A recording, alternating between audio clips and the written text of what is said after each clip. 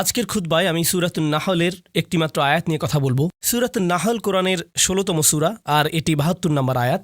আমি শুরুতেই এর অনুবাদ করছি। আল্লাহু জাআলা লাকুম মিন আনফুসিকুম আজওয়াজা, আর আল্লাহ তোমাদের জন্য তোমাদের থেকে জোড়া সৃষ্টি করেছেন। ওয়া জাআলা লাকুম মিন আজওয়াজিকুম বানিন, এবং তোমাদের যুগল হতে তোমাদের জন্য সন্তান সৃষ্টি করেছেন। ওয়া হাফাদা, এবং যারা তোমাদের সেবায় নিয়োজিত। এর অর্থ নাতি নাতনিও হয়, একটু পরে নিয়ে কথা বলছি। তাহলে এর দ্বারা সন্তান সন্ততি এবং নাতি নাতনিও বোঝায়। ওয়ারাযাকাকুম মিনাত তাইয়্যিবাত, সকল উত্তম ও পবিত্র উৎস থেকে তিনি তোমাদেরকে রিজিক দিয়েছেন। আফাবিল বাতিলি মিনুন, এত সব কিছুর পরেও কি তারা ভিত্তিহীন বাতিল জিনিসের উপর বিশ্বাস করবে?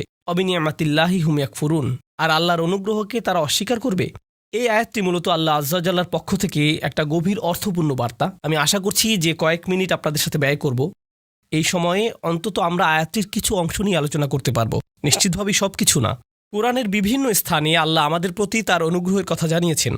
তিনি আমাদের চারপাশে যে সুন্দর সুন্দর জিনিসগুলো সৃষ্টি করেছেন, যা আমাদের সেবা দিয়ে যাচ্ছে বা কল্যাণে আসছে, আর আমাদের উচিত এগুলো নিয়ে ভাবা এবং এগুলোর জন্য আল্লাহর নিকট কৃতজ্ঞ হওয়া। স্পষ্টত এই আয়াতের মূল কথাও আল্লাহর প্রতি কৃতজ্ঞ হওয়া, কারণ আয়াতটি শেষ হয়েছে একথা বলে, অবিনিয়ামাতিল্লাহি হুম ইয়াকফুরুন, যে তারা আল্লাহর অনুগ্রহের প্রতি কৃতজ্ঞ।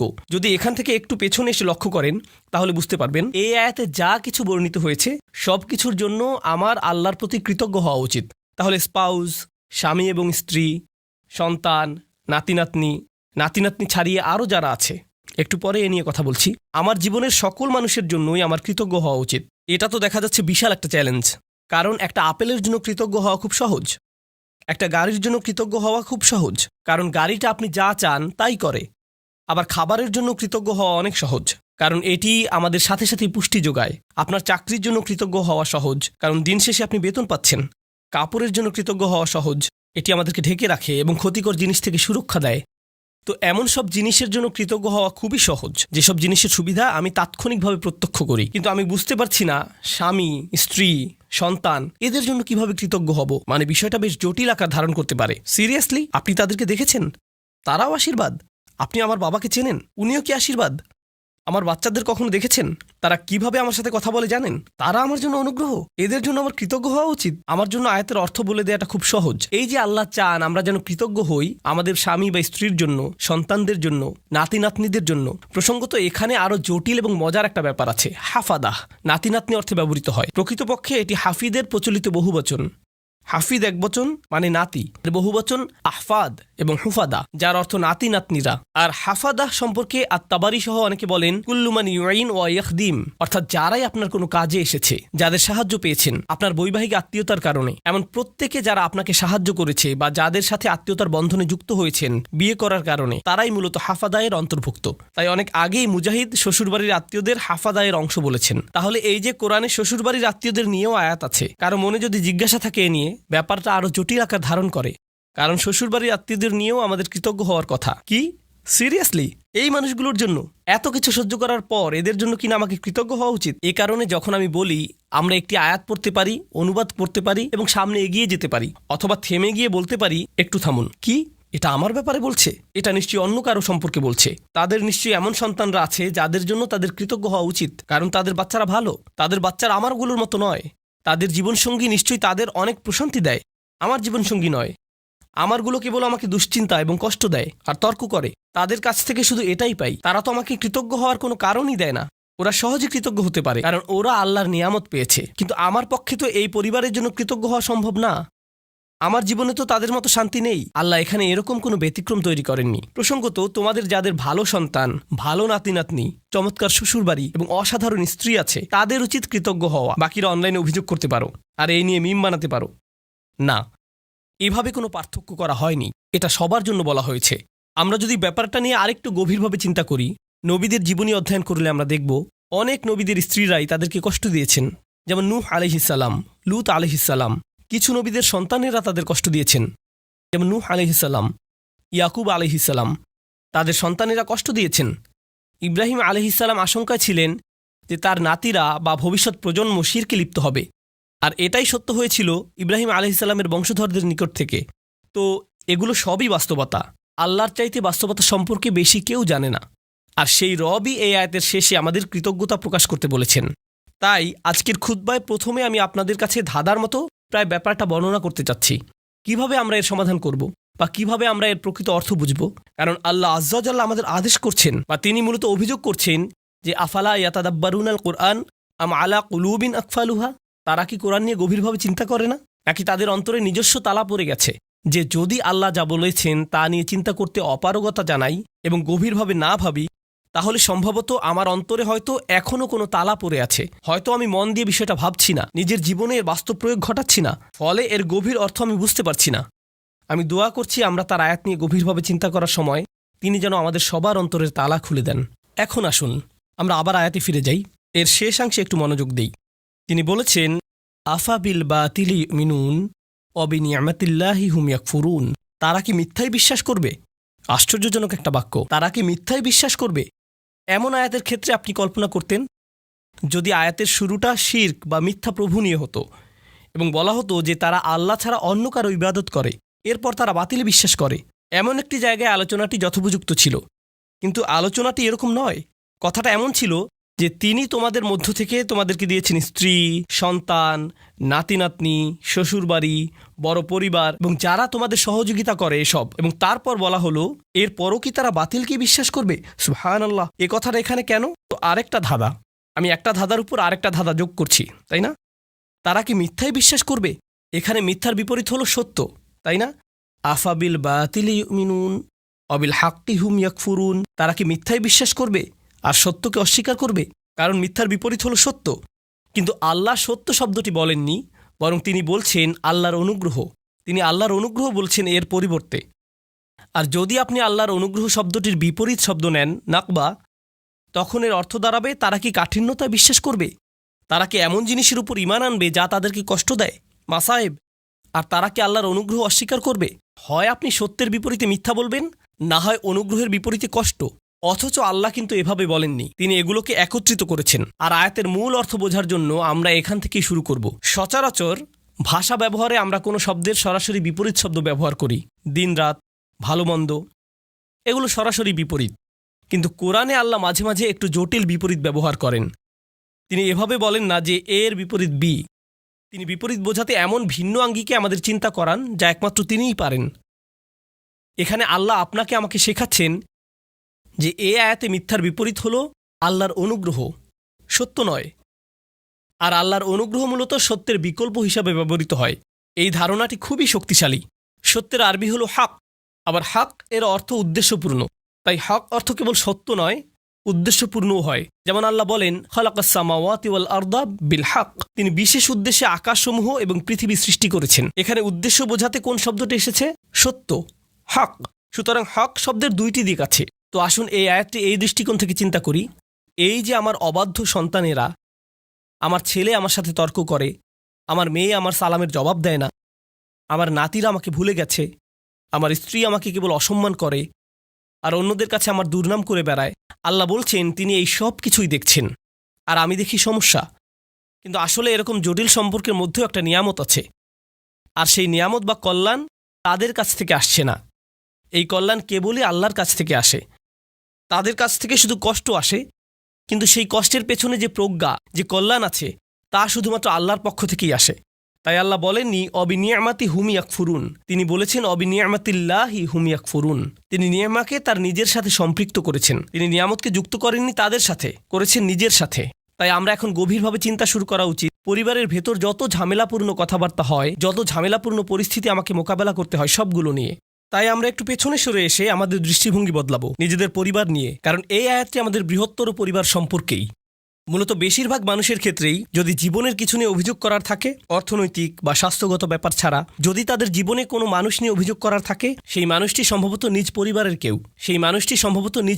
কেউ। জীবনের অধিকাংশ নাটকের অবস্থান এখানে। জীবনের সকল চাপের উৎপত্তি এখান থেকেই। ফোন আসলে ফোনের কাছে যাবার আগেই আপনি বলে ওঠেন আল্লাহ তার কল যেন না হয়। মনোবল শক্ত করে নিচ্ছেন আগে থেকেই। অথবা কোনো বিয়েতে বা অনুষ্ঠানে গিয়ে আপনি ভালো সময় কাটাচ্ছেন, হঠাৎ আপনার স্ত্রী আপনার দিকে তাকালো বা আপনি তার দিকে তাকালেন। স্ত্রী ভাবতে লাগলো ওহো আজকে আমার খবর আছে। বাড়ি ফেরার জন্য গাড়িতে ওঠা মাত্রই তিনি বকাঝকা শুরু করবেন, পরিস্থিতি ভালো মনে হচ্ছে না। পরবর্তী ঝগড়া শুরু হওয়ার আগেই যেন দাঁতে দাঁত চেপে প্রস্তুতি নেওয়া শুরু করলেন। জানেন, সম্ভবত ব্যাপারটাকে অন্য দৃষ্টিকোণ থেকেও দেখা যায়। সম্প্রতি আমাকে একজন একটা প্রশ্ন করেছেন। আজকের আয়াতটি ভালোভাবে বোঝার জন্য এটি একটা উদাহরণ হতে পারে। মা আর মেয়ের মধ্যে ফোনে কথা হচ্ছে। মা বলছে, জানো তোমার অমুক কাজিন, আমরা তার নাম দিলাম কাজিন এ, তোমার কাজিন এ সবসময় কাজিন বি সম্পর্কে বাজে কথা বলে। তার সমস্যাটা কি? কেন সে সারাক্ষণ কাজিন বি সম্পর্কে মন্দ কথা বলে? মেয়ে বলল, এটা নিয়ে চিন্তা করো না মা, সে তার ভালো ভালো আমলগুলো তাকে দিয়ে দিচ্ছে। কারণ কারো পেছনে কটু কথা বললে আখিরাতে নিজের ভালো কাজগুলো তাকে দিয়ে দিতে হবে। তাই এই নিয়ে কোনো চিন্তাই করো না মা। মেয়েটি আমাকে জিজ্ঞেস করলো, আমি যখন এভাবে বলি, এভাবে বলা কি ঠিক? আমি এই কথোপকথনটি শোনার পর বললাম, আচ্ছা তোমরা যখন এভাবে আলোচনা করছো যে কাজিন এ এরকম খারাপ কাজ করছে, তোমরাও তো তখন গীবত করে ফেলছো, কাজটা উল্টা হয়ে গেল না? এরপর আছে আরেক সমস্যা, তুমি কি অতি সহজেই বলে ফেলছো না যে চিন্তা করো না, আমরা আখিরাতে তার কাছ থেকে নিয়ে নিব? কেউ যদি তোমার সারা জীবনের সঞ্চয় কেড়ে নিতে চায়, এখনই তোমার বাড়িতে এসে তোমার গাড়ির চাবি, ক্রেডিট কার্ডস, ব্যাংক পাসওয়ার্ড নিয়ে নেয় আর বলে বের হয়ে যাও, তখন তো বলবে না যে চিন্তা করো না, আমরা আখিরাতে নিয়ে নিব? তুমি তো এই জীবনের জিনিসগুলোই ছেড়ে দিতে পারো না, আর এত অনায়াসে তোমার কাজিনের আখিরাত ছেড়ে দিচ্ছ। কোনো সমস্যা নেই, আমরা শেষ বিচারের দিন নিয়ে নিব। হয়তো আমরা একটু পেছনে সরে এসে বলতে পারতাম, না নিশ্চয়ই এই বিরোধের কোনো কারণ আছে, আমাদের এই চ্যালেঞ্জটাকে নিয়ে একটু নিয়ামতে পরিবর্তন করে ফেলতে হবে। কারণ আল্লাহ এই সম্পর্কগুলোকে বলেছেন নিয়ামত। আমার ছেলে, আমার কাজিন, আমার পরিবার, আমার শ্বশুরবাড়ি, এগুলো কেবল আছে মানেই নিয়ামত নয়, কেবল তাদের থাকাটাই নিয়ামত নয়। স্পষ্টরূপেই এখানে শুধু তাদের বর্তমান থাকার কথাই বলা হচ্ছে না, তাদের সম্পর্কটা আমার সাথে কতগুলো অভিজ্ঞতার সমষ্টি, কতগুলো কথোপকথন এবং আদান প্রদানের সমষ্টি। কিভাবে আমি একে একটি নিয়ামতে পরিণত করব? মা কখনো জানতে চেয়েছো আমার কাজিনের এত রাগ কেন? নিশ্চয়ই কিছু ঘটেছিল। কখন ঘটেছে? ও তোমার মনে আছে ওই বিয়ের কথা, যেখানে অমুক অমুক ব্যাপারগুলো ঘটেছিল? ও তখন থেকেই সমস্যার শুরু। আমরা হয়তো তাদের দুজনকে নিয়ে একসাথে বসতে পারি এবং সমস্যাটার একটা সমাধান করতে পারি। আমরা হয়তো সমস্যাটার সমাপ্তিতে সাহায্য করতে পারি, এটাকে আরো বড় করার পরিবর্তে। এই নিয়ে পেছনে কথা না বলে, অভিযোগ না করে আমরা হয়তো সমাধানের একটা অংশ হতে পারি, যেন পরিবারটি আত্মীয়তার সম্পর্কের মাঝে যে নিয়ামত লুকিয়ে আছে তার অভিজ্ঞতা লাভ করতে পারে। আপনার পরিবারে যে মানুষগুলোর আগমন ঘটে, আমার পরিবারে যে মানুষগুলোর আগমন ঘটে, ভালো হোক বা মন্দ, আল্লাহ একটা উদ্দেশ্যকে সামনে রেখেই তাদেরকে আমাদের জীবনে পাঠিয়েছেন। তার সব কাজেই উদ্দেশ্য থাকে। মাঝে মাঝে আপনি আপনার ভাইকে দেখে ভাবেন, তুমি কিভাবে আমার ভাই? কখনো কখনো কিছু মানুষ তাদের বাবা মাকে দেখে ভাবে, সিরিয়াসলি তোমরা আমার বাবা মা? তোমাদের সাথে আমার তো কোনো মিলই নেই, কিভাবে তোমরা আমার মা বাবা? আপনি অবাক হয়ে ভাবেন, আমরা যদি একই পরিবারে না হতাম, আমার মনে হয় না তোমাদের সাথে আমি কিছু করতাম বা করার ইচ্ছা করতাম। কিন্তু আল্লাহ মানুষকে বিশেষ উদ্দেশ্যে একত্রিত করেন। তিনি ভালো করেই জানেন কাকে কার পরিবারে রাখতে হবে এবং কাকে কার সাথে জেনেটিক্যালি সংযুক্ত করতে হবে। এমনকি তিনি আপনার শ্বশুরবাড়ির ব্যাপারেও প্ল্যান করে রেখেছেন। ইন্না লিল্লাহি ওয়া ইন্না ইলাইহি রাজিউন। এর জন্যও তিনিই পরিকল্পনা করে থাকেন। এখন সব কিছুকে একটা বড় পরীক্ষা মনে হতে পারে, কিন্তু আমি যদি নির্দিষ্ট একটি দৃষ্টিকোণ থেকে আয়াতটি নিয়ে চিন্তা করি, আমাকে এখানে আশীর্বাদ খুঁজে পেতে হবে। আমি এখানে আশীর্বাদ খুঁজে পাবো না যদি আমি সবকিছুকে উদ্দেশ্যপূর্ণ দৃষ্টিতে না দেখি। সম্ভবত এই ঝগড়ার পেছনের উদ্দেশ্য আমাকে খুঁজে বের করতে হবে এবং সঠিক কাজটি করতে হবে, সঠিক কথাগুলো বলতে হবে যেন এই বিরোধের নিষ্পত্তি হয়। আল্লাহ এমন মানুষদের নিয়ে কথা বলেছেন যারা সত্যিই তাকে বিশ্বাস করে। তিনি তাদের সম্পর্কেও বলেন যারা বিপরীতে ফাসাদ তৈরি করে। তিনি বলেন, ওয়ায়াকতাউনা মা আমারাল্লাহু বিহি আন ইউসাল ওয়া ইফসিদুনা ফিল আরদ। তারা ছিন্ন করে ফেলে আল্লাহ যা অবিচ্ছিন্ন রাখার নির্দেশ দিয়েছেন। পারিবারিক বন্ধনগুলো অটুট রাখা সত্যিই কঠিন। স্বামী স্ত্রীর সম্পর্ক মজবুত রাখা কঠিন। সন্তান সন্ততিদের মাঝে বন্ধন বজায় রাখা কঠিন। ভাই বোনদের মাঝে রাগারাগি তীব্র আকার ধারণ করতে পারে। পিতামাতা এবং সন্তানদের মাঝেও রাগারাগি তীব্র আকার ধারণ করতে পারে। আপনার নিজের পরিবার এবং শ্বশুরবাড়ির মাঝে মতবিরোধ প্রচণ্ড খারাপ হয়ে পড়তে পারে। ওইগুলো ছোটখাটো মতবিরোধ নয়, কিন্তু এই সকল মতবিরোধের প্রতি আমি যদি উদ্দেশ্যপূর্ণ দৃষ্টিতে তাকাই, জানেন আমি কি করব? আমি কোনো না কোনোভাবে এটাকে আশীর্বাদে পরিণত করব। আমি এই ঝগড়া সমাধানের একটা উপায় খুঁজে বের করব। আমি এই নিয়ে আলোচনা চালিয়ে যাওয়ার একটা উপায় খুঁজে বের করব। আল্লাহ আমাদের নবীদেরকে এমন সব কঠিন পরিস্থিতিতে ফেলেন, কিন্তু তবুও তারা এতে আল্লাহর নিয়ামত খুঁজে পান, কারণ তারা সব কিছুর দিকে উদ্দেশ্যপূর্ণ দৃষ্টিতে তাকান। তো এটাই আমাদের প্রথম শিক্ষা, আফাবি নিয়ামাতিল্লাহি হুম ইয়াকফুরুন থেকে। এই আয়াতের আরেকটা দিক আমি নিজেকে এবং আপনাদেরকে স্মরণ করিয়ে দিতে চাই। সেটা হচ্ছে আল্লাহ বলছেন, আল্লাহু জাআলা লাকুম মিন আনফুসিকুম আজওয়াজা।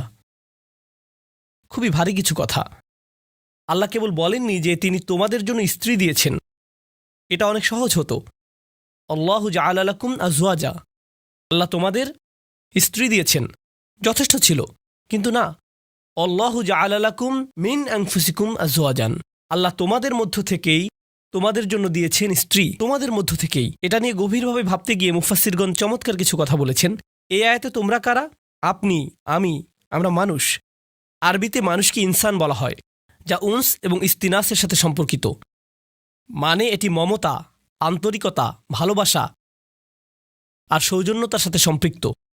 এই অনুভূতিগুলো একজন মানুষের অন্তরে প্রদান করা হয়েছে। অন্যের অনুভূতির প্রতি শ্রদ্ধাশীল হওয়া, যেমন আল্লাহ তাআলা বলছেন কারো অনুমতি ছাড়া তার ঘরে প্রবেশ না করতে। আপনার বন্ধুর বাসায় গিয়ে সোজাসুজি ভিতরে চলে যেতে পারবেন না, তাই না? হাত্তা তাস্তানিসু, যতক্ষণ না অনুভব করেন যে আপনাকে আশা করা হচ্ছে। তো রাত ৩টার সময় বন্ধুর বাসায় এটা ভেবে যাওয়া উচিত নয় যে আমি এখন গেলেও সে কিছু মনে করবে না, আমি জাস্ট হেঁটে ঢুকে যাব। না, এভাবে সোজা ঢুকে যেতে পারবেন না। আর অস্বস্তিকর সময় যাওয়া উচিত না। আপনার অন্তত এই বুঝটা থাকা দরকার যে কখন যাওয়াটা উত্তম হবে। ইনসান অর্থাৎ মানুষ শব্দটি সরাসরি যত্ন, সৌজন্যতা এগুলোর সাথে সম্পৃক্ত। উনস এবং ইস্তিনাস। আল্লাহ বলেছেন তিনি আমাকে যে উপাদান থেকে সৃষ্টি করেছেন সেই একই উপাদান থেকে আমার স্ত্রীকেও সৃষ্টি করেছেন। তাই আমার যদি আবেগ অনুভূতি থেকে থাকে, ভাবনা থেকে থাকে, মতামত থেকে থাকে, তারও সেগুলো আছে। একজন স্ত্রীরও এভাবে ভাবা উচিত যে আমার যেমন আবেগ আছে, কিছু একটা যদি আমাকে বিরক্ত করে, কিছু জিনিস আমি ভালোবাসি, কিছু একটার প্রতি আমি আগ্রহী, তারও কিছু ব্যাপারে আগ্রহ আছে। আর এগুলো একই রকম হতে পারে না, কারণ আমরা একই রকম নই। ওমা খালাকাজ যাকারা ওয়াল উনসা ইন্না সা'য়াকুম লাশাত্তা। তিনি নারী পুরুষের মাঝে পার্থক্য সৃষ্টি করেছেন। একই সময়ে আমরা একে অপর থেকে ভিন্ন। আল্লাহ বলছেন যখন মিন আনফুসিকুম আজওয়াজান, এই শব্দগুলোর মাঝে সত্যিই খুব সুন্দর একটা ইশারা রয়েছে, চমৎকার একটা ইঙ্গিত রয়েছে এই শব্দগুলোর মাঝে। যেহেতু সে আমার থেকে এসেছে, আমাকে সেই অনুভূতিটি বোঝার চেষ্টা করতে হবে। যদি সে কষ্টদায়ক কিছু বলে, কোথা থেকে এর উৎপত্তি হলো, কোন অনুভূতি থেকে এই আচরণের উৎপত্তি হলো, কোন কারণে সে এটা বলল, সে খারাপ এজন্য এটা বলেনি, সে রকচটা এই জন্য এটা বলেনি, এগুলো সহজ উত্তর, তাই না? সে অহংকারী তাই সে সব বলছে। সম্ভবত এর পেছনে যাকে আপনি অহংকারী বলছেন হয়তো তীব্র মনোবেদনা রয়েছে। আপনি আপনার মতো করে মনোকষ্টের সাথে ডিল করেন, আর সে তার মতো করে ভিন্ন একটি উপায়ে মনোকষ্টের মোকাবেলা করে। তার মনোবেদনাটা হয়তো কষ্টদায়ক শব্দের মাধ্যমে প্রকাশিত হয়, বা শব্দগুলো আপনার কাছে বেদনাদায়ক মনে হয়। যদি আমরা এই ইস্তিনাসের চর্চা করি, তাহলে আমাদের পারিবারিক সম্পর্কগুলোতে আপনি আপনার ছেলের আচরণকে অসম্মানজনক আচরণ হিসেবে দেখবেন না। আপনি দেখবেন এই অসম্মানজনক আচরণের পেছনে নিশ্চয়ই কোনো কারণ আছে যার সমাধান হওয়া জরুরি।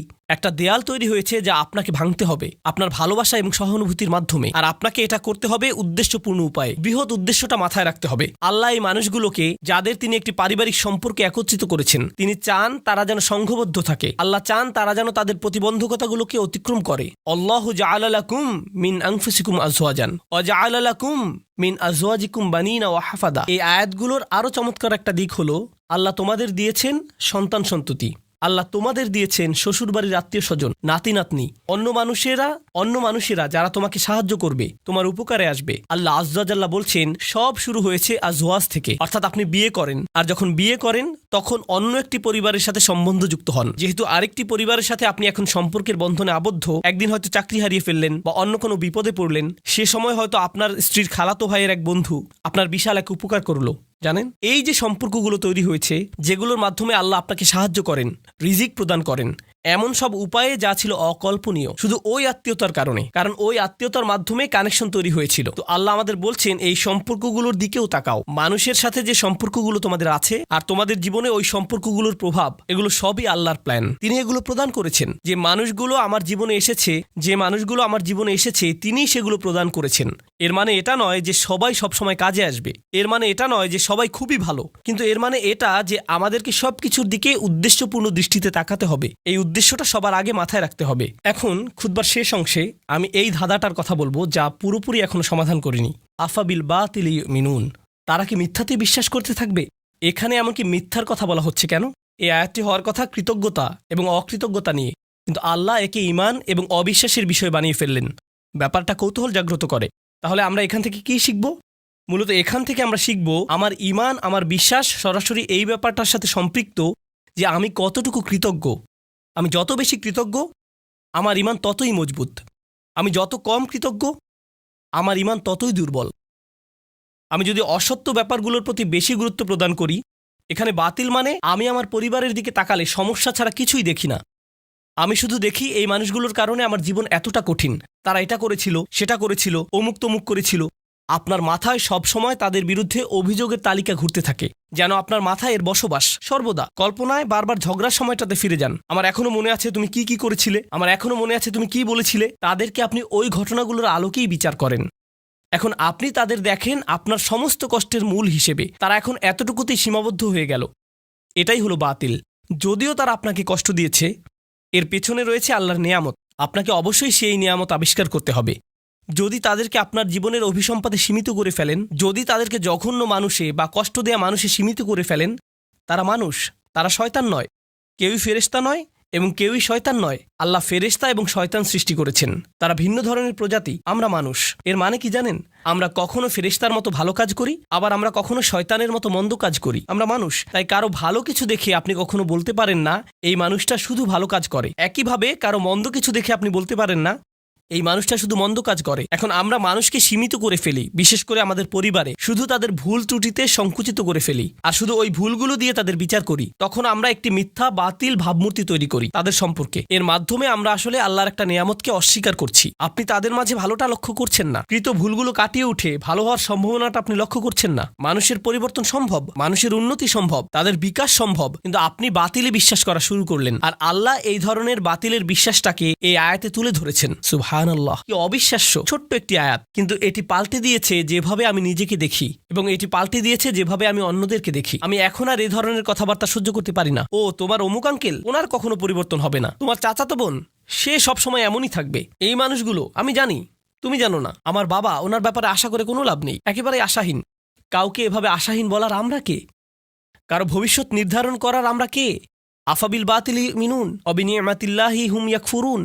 আল্লাহ আজ্জা জাল্লা আমাদেরকে সত্যিকারের মমতা দান করুন এবং কৃতজ্ঞতা দান করুন যে পরিবার তিনি আমাদের দান করেছেন তার জন্য। আল্লাহ আজ্জা জাল্লা আপনাকে দান করুন প্রজ্ঞা, শক্তিমত্তা এবং হেদায়েত, যেন পরিবারের ভেতরের চ্যালেঞ্জগুলো কাটিয়ে উঠতে পারেন, যেন ব্যাপারগুলো নিয়ে অর্থপূর্ণ গভীর আলোচনা করতে পারেন উদ্দেশ্যপূর্ণ উপায়ে আপনার পরিবারের সাথে। সবসময় যেন মনে রাখতে পারেন এই সকল চ্যালেঞ্জের পেছনে উদ্দেশ্য আছে।